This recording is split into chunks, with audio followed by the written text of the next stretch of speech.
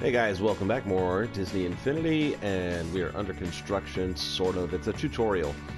Mr. X1980 was asking a question, so I thought I would do a quick box on how you can add flying ships to a toy box that don't fly.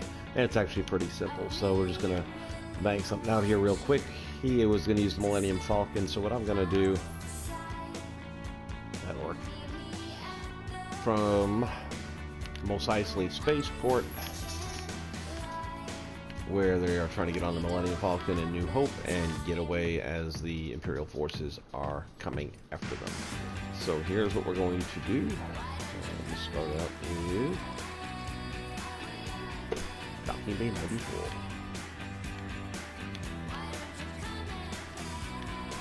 I'm not going to be saving this, so it's going to be a pretty quick and simple little build.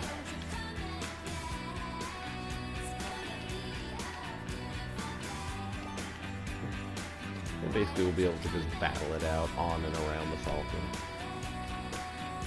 So there's your Falcon.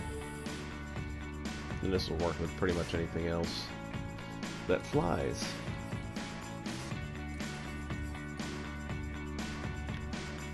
And throw one of these in there, see what the heck.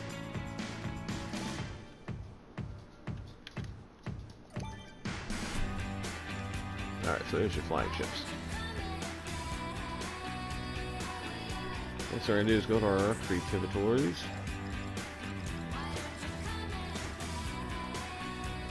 We're going to use a couple of things here. In this particular case. We'll go with our, excuse me, enemy wave spawner. We'll go with just two. It's going to be very simple. What else do I want to use? I guess I'll make it simple and just use a trigger box. I was telling him you can do one of two things. You can use a trigger box or an actual... Oop. Try it again. Or... What am I doing wrong here? There it goes. An action button. They both will do the same thing. I'm going to use a trigger box because what I want in this case is as our heroes are starting to board the Millennium Falcon, all of a sudden the Imperials start showing up and shooting at them and making life miserable. Now I'm also going to use this trigger box to make sure the flying vehicles don't fly. And for that we're going to need a couple more things. Is that on the ground? Yeah, it's on the ground. I'm going to need... You could use an enemy generator. I prefer them. Enemy wave generator. Let's go here. We're going to connect these bad boys up here.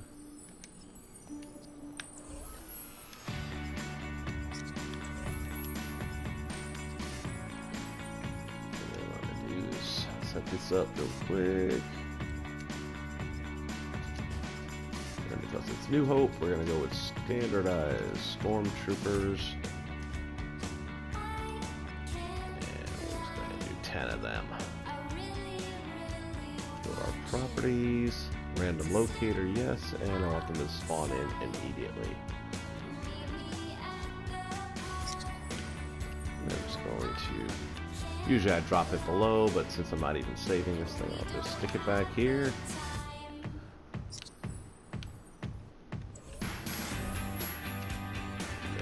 Separate these guys out a little bit so we have a little bit more fun.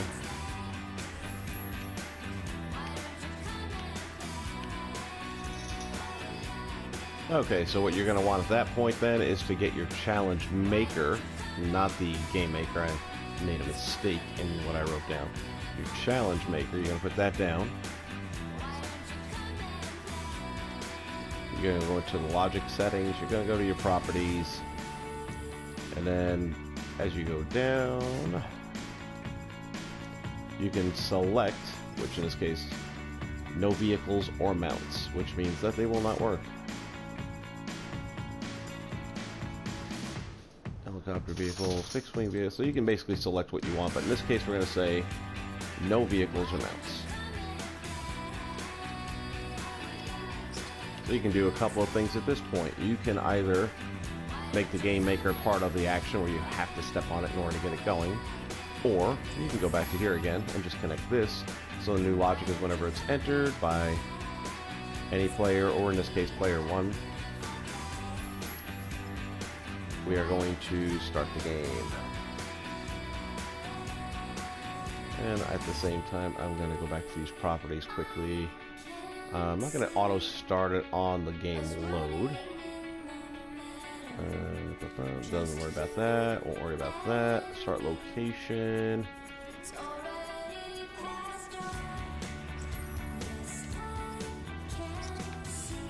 We want to connect the locator to the game challenge maker. And that will be player 1's starting point.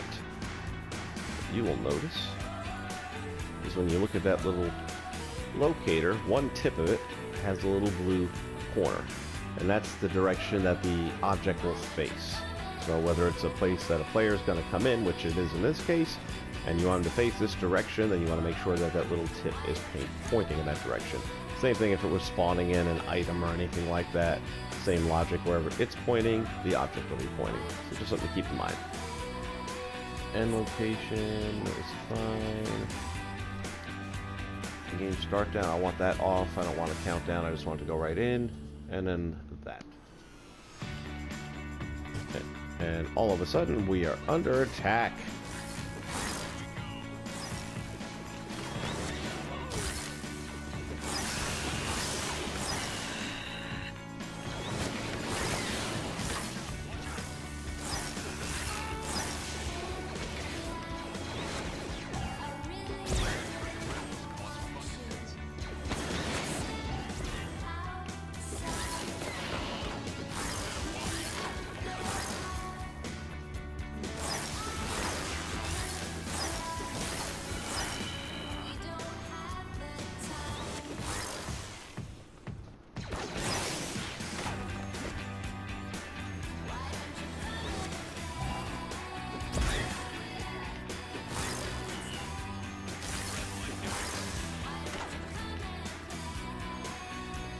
And that's it.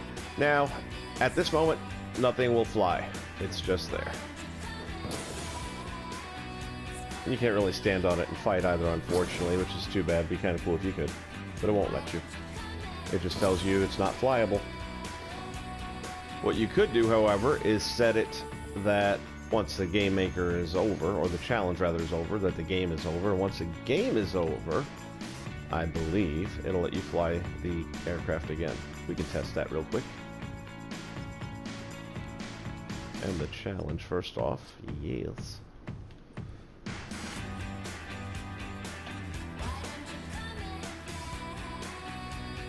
We come back over here.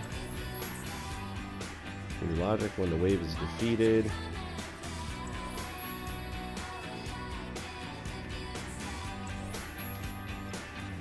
complete the game. Just to be sure.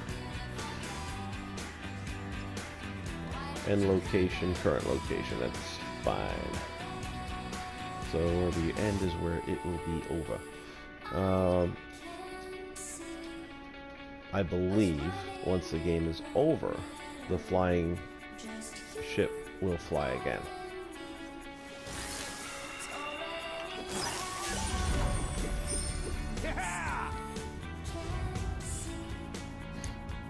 Now you've cleared your enemies, and let's see. Can you fly it? Now you can fly it. So once the enemies are taken care of, if you want to leave Tatooine, you're off and going.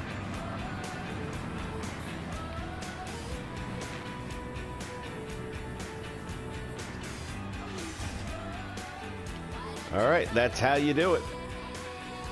A ship that won't fly.